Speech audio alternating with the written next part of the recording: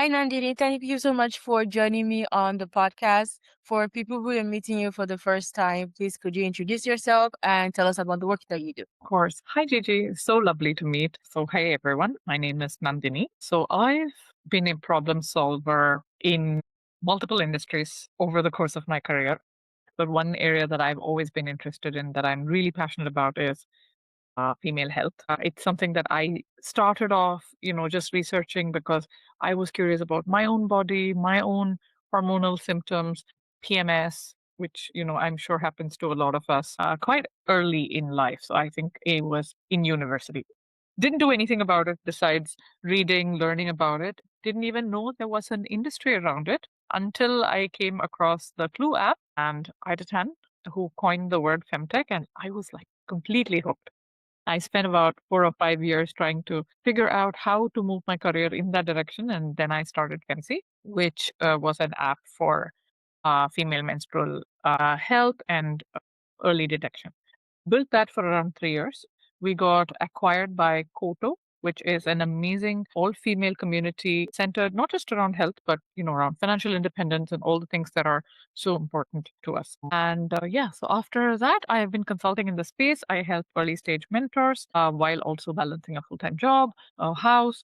Yeah, but that's everybody's life, right? So yeah, hi, that's a little bit about me. All right, awesome. Thank you so much for sharing that. And I think you basically answered the next question I was going to ask you. So I'm going to ask this one. So you have described yourself as curious and tenacious, and I think that's two wonderful qualities to have. So how have these qualities helped you show up in the work that you've done so far across building in health tech, venture building, and the current work that you do? Of course, I think curious is something I've always been, and which is what started my interest in female health. I was not a biology major in college. I majored in electronics. But yeah, and my core interest was in business administration. So I built a career for a number of years in that space. But through it all, I think my curiosity for biology, the latest advancements in the space never stopped. And I think that has been a driving factor for a lot of things. I was curious about baking. I ended up learning a bunch of, like baking and like culinary science, and I ran a bakery for a while as a side hustle. So, it's just something that's super interesting. I like something I like to go deep down that rabbit hole. Been very useful in this space as a non-health care background, founder. Tenacious, I don't know, you said that's a positive thing. I don't know. I think my experience of, in as being a founder is there are problems you need to be really gritty about and you really need to solve.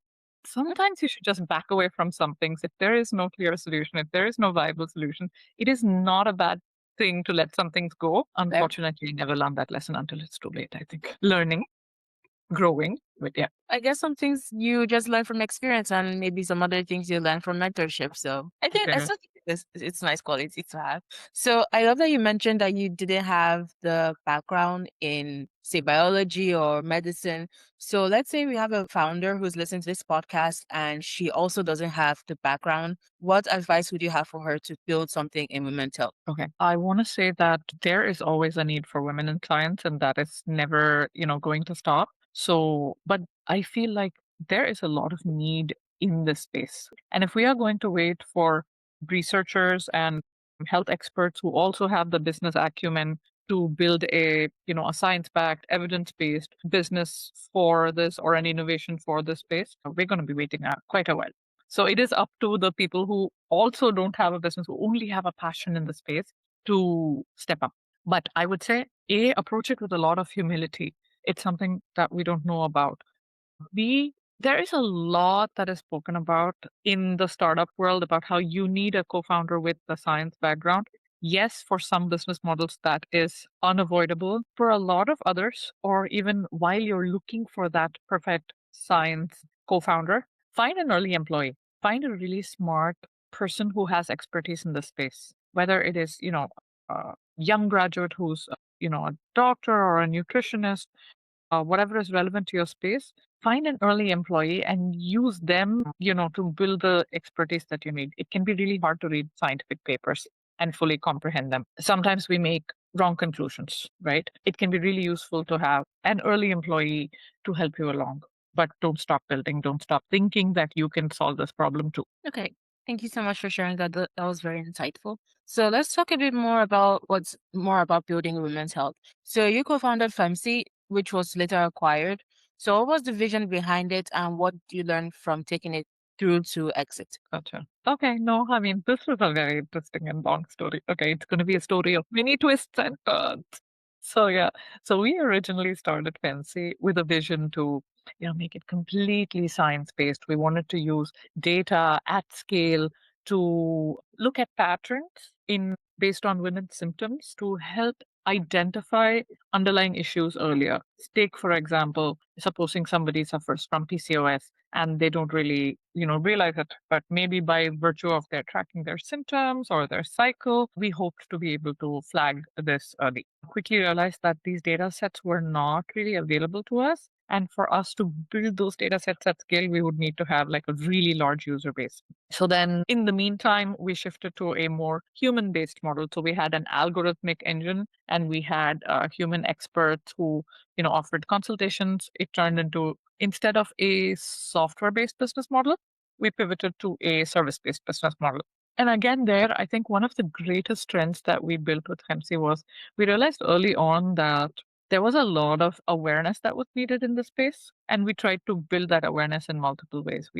Social media, which can be really hard to, like execute successfully in the female health space simply because of, you have to really like twist your way through all the censorship, etc., that happens for various health related terms. So then we pivoted away to building a community, and that community became the backbone of MC. It really helped us as well as our customers, learn, grow, and like take advantage of all of the science and like research that was out there towards improving their personal health for their personal outcomes. So I'm going to say one of the strongest takeaways from FMC is that there is a need for education and there is a need for strong communities where you get trustworthy information, where you hear from peers who may be going through similar symptoms. And I think that's what became the greatest strength of FMC in the end. Okay. Thank you so much for sharing those insights. And I agree, it is a bit difficult navigating the education part for social media because, as you said, there are all these restrictions and stuff. But I do still believe that social media is such an incredible place to get information and also a lot of misinformation. And so there have been a lot of misinformation about women's health research. What do you see as the best way to bring credible and accessible knowledge to women at scale? Yeah, that's okay. Let's solve world peace. So okay.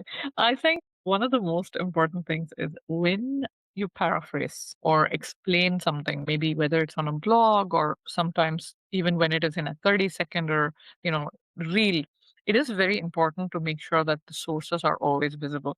Like you may not know out of your 1 million impressions on that viral video, maybe 1% wants to actually read a little deeper. So I think one of the things that we started doing toward the later side, we also learned this by trial and error when we were building, which is we would put a link to the newspaper article, which is I'm going to say a more consumer friendly explanation. We would also put a link to the actual science, the scientific papers that either our content is based on or that newspaper article is based on. Usually you can find it, it will be there linked at the bottom of the article. So definitely don't shy away from reading the source material. And secondly, I'm going to say maybe if I understood your question right, look for two or three different sources which might explain the same thing, which I think is, one way to fight the misinformation. While I want to say this is a lot of work, right? This is not work that consumers should be doing, but I feel like it is increasingly harder to structure this at scale that no one company or one organization can make a difference in this, the tsunami of information that we have in this day and age. Yeah. So definitely, in the meantime, everyone should take the onus for the information they consume. Okay. Thank you so much for sharing that. That does make a lot of sense. Okay. So the next question I have for you is more about your startup experience. So you mentor startups at Femtech Lab and you advise companies. So what patterns do you see among early stage Femtech founders? What are the strengths and what are the biggest hurdles? Okay. Yeah. So I've been mentoring both through my company called Femovation Advisory, as well as I support other orgs. Femcy itself was incubated out of Femtech Lab, one of their early cohorts. So I stay around as an alum founder just to, be available to any founders that need support. So early stage founders, I think one thing that is common to all of us, and I think one of our greatest strengths is that we are super enthusiastic. We're super optimistic about, the problems that we are here to solve. And I think that's great. I think we always need, someone to come in with the optimism to like make a difference. And I think that's one of our greatest strengths and something that we should never lose. To the next part of your question, you spoke about what are some of the trends I'm seeing? Yes. All right. So if I look at trends, I'm going to say one of the biggest hurdles I'm seeing is that it's really hard to find research that is ready at a commercial scale that is available and waiting for founders to just come and commercialize it, right? That is everybody's wish as a founder in the femtech space, and it doesn't usually happen. I want to highlight, so there is an org that I am loosely associated with that I have, spent more time in the past. It is called Athena DAO. So I think that's one of the orgs that is making a huge difference in the space simply by supporting research work and then, like calling for founders when it is ready. And I know they ran an exercise to look for a founder for one of those pieces of research I'm going to say last year. So yeah, so I think more organizations need to look at models like that, right? Like support research and then build that kind of incubator. That I think would be something that would help this. But yes, I think the lack of researchers or the lack of accessibility to research is one big hurdle that happens to a lot of founders. The second hurdle that I would honestly, off the top of my head, is funding. I feel like it's a health tech venture sometimes, or a lot of the times, it's a health slash wellness tech venture. And these are terms that seem a little scary, I think, in the funding world. So I know that there is a funding gap that exists, and there have been huge efforts to close that funding gap. But yeah, I think the industry is subject to a lot more cycles in, like willingness to fund and unwillingness to fund than, say, other industries. So yeah, I think that's a challenge. And I think that is one that we should just navigate. Risk appetites vary more for some industries than others. And if we accept it as a fact of life and just hold our businesses toward meeting those investor expectations, that might be, that might be the only way through that one. These are the two big hurdles that I can think of. Okay. Thank you so much for sharing that. And when you mentioned Athena DAO, it reminded me of somebody who has been on the podcast. I think she's also working with Athena DAO. I don't know if you know Ananya. She's building Hill Cycle. So I think they're working together for PMS and PMDD, which is really cool. So just wanted to point that out. So thank you so much for sharing your perspective. Those are really solid points. Thank you. And the next question I'm going to have for you is, how can founders balance building sustainable businesses that solve deeply personal and stigmatized health problems at the same time? So there's two kinds of sustainable. One is, I'm going to say, the ecological version, where you want to build a business that is responsible to your customers, to your stakeholders, to the earth, all of that, right? For that, I'm going to say, if that is a priority for you, definitely don't back away from it. There can be pressure by way of margins, etc. I feel like customers are willing to pay for a product that is transparent and upfront about these goals that they, are solving. Like take the case, I'm going to say, you know, very loosely, take the case of Patagonia, right? As the jacket company, nothing to do with Femtech, but they stood by it. They were upfront about it. They charged those prices, and customers were willing to pay those prices, right? Which I think is something that we can also try to incorporate. Not easy. Yes, there's margin pressure, there's competitive pressure, but I think as long as we are upfront about why, upfront about our margins, building in public is the best way to build a ecologically sustainable business. The second one I'm going to say is just pure sustainability. You want to be a business that's in the industry 10 years later, right? How do you do that? Again, margins. So it is very easy to fall into the cycle of a freemium cycle, especially in a services based business model. I'm going to say that line becomes very gray. How much can you say this is never going to go for free versus this is a festive discount? This is a one time discount. This is a product launch discount. Be very protective of your margins. Be very protective of the worth of your product, the time of your employees. Be proud of what you're building. And I think that is the best way to safeguard your margins and stick around, because if there is a customer need, and a true customer need, there will be willingness to pay. There are lots of products, lots of services that customers are interested in, will be eager to adopt, but always test that there is willingness to pay. And I think that's the best way to build a sustainable business. Thank you so much for sharing that. It reminded me of Flow and Clue, which are two really cool apps. And why I ended up using Flow in my uni years was because it was free. So and now that I'm an adult and I understand I have access to more money now and I'm able to pay for things, I was more willing to switch to Clue because I understand the design and the mindset behind why Clue was built. So yeah, it does make sense, but I think maybe it may take a longer time for the rights users to find you when the paywall is there, but I guess eventually they will. So space for everybody, I guess. Oh, I guess so. No, I think which brings me to the second half of your question, right? Which is how do you solve for problems that are deeply personal to you, that you really care about making a difference towards. I think that also holds for customers, right? So if your customer truly holds these values, the same values as you, as important to them, they will come. Maybe that will not be as large of a addressable market as you imagined. That's when you ask yourself, how important is this to me? How passionate am I about solving this problem in this manner versus here is something that I can flex a little bit on. And I think that's the question for, the founder, for their values, where they want to draw that trade-off between profitability and growth versus their values. That makes sense. Okay, so the next question I have for you is, you've worked across Asia and North America.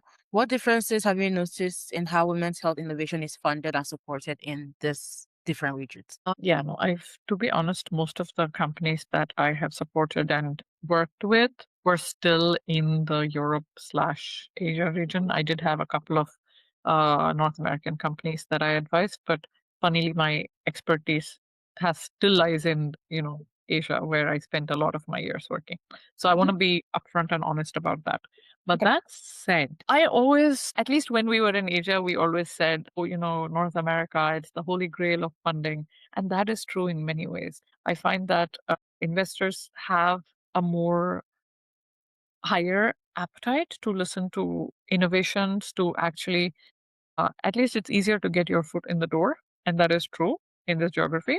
But the last 5 years or 6 years in Asia have also been like, there has been a lot of progress. There are a lot of funds. There are some amazing communities for Femtech founders in the space. The Femtech Association of Asia is one of them, which I think, it helps. All of this has helped Femtech innovations in that part of the world really become competitive, really, access funding as well. Yes, we all have our challenges, but I'm going to say that I don't see a difference today between the two markets. I'm going to say that they are almost neck and neck in terms of the ecosystem and the support that is available. I want to say that research wise, there is probably more access to research in North America, but funding wise, I feel like my personal experience is that it's neck and neck. Like Asia is not lagging behind anymore. All right. Awesome. That's really cool to hear. Thank you so much. Okay, so I have a okay, not like a final question, but like I sneaked in a question for you. So it wouldn't be this podcast without me asking about AI. So what are your thoughts on AI for founders? Okay, I have to say I use AI quite significantly in a lot of aspects, right? In my personal life, in managing my schedule, etc. It is a useful tool. Founders only have 24 hours in the day, and you can't get to everything. But in health tech, especially, I feel like AI is viewed as a solution to a lot of problems, but the reality is that it is still a lot of there is still a lot of human input needed. There is still a lot of oversight needed. So I think it is important to harness it, to set the right boundaries, and to ensure there is sufficient supervision, specifically in the health tech space. I know a lot of founders who are doing this beautifully in using AI to build models that can help with personalized information or education for like for female health.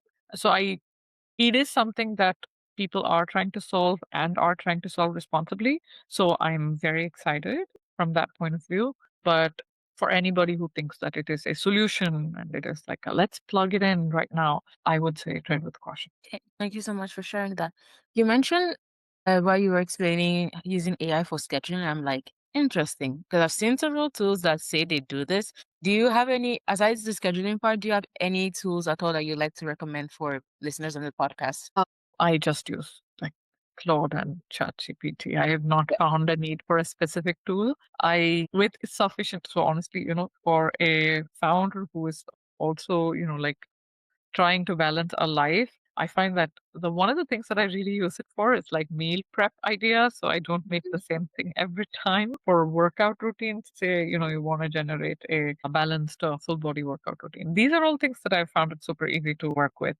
As far as scheduling, then sometimes I ask it to look at patterns from my previous calendar and tell me if I should allocate more time for something this week or something. Because I'm pretty religious about my calendar. If something took 3 hours and then I had only allocated 2 hours for it, then I will go and extend that time slot, something like that later after it's done. So it's kind of useful to for me for the way I schedule. Yeah. That's interesting. I never thought about using AI like that, because I've seen several tools that say that they're going to do, but I haven't had the time to like try them out. That's interesting. Okay. So we are headed towards the end of the podcast. So I have a few more questions for you. So if you think about the next 10 years, what breakthroughs do you hope to see in women's health? I'd really like to see research in you menstruating women become just, like a reality. Yes, we are complex biological creatures. We do not have the same hormonal cycle each day, but I would like to at least see more legislation around that to make sure that, that this segment of humans is included in research studies. That is one.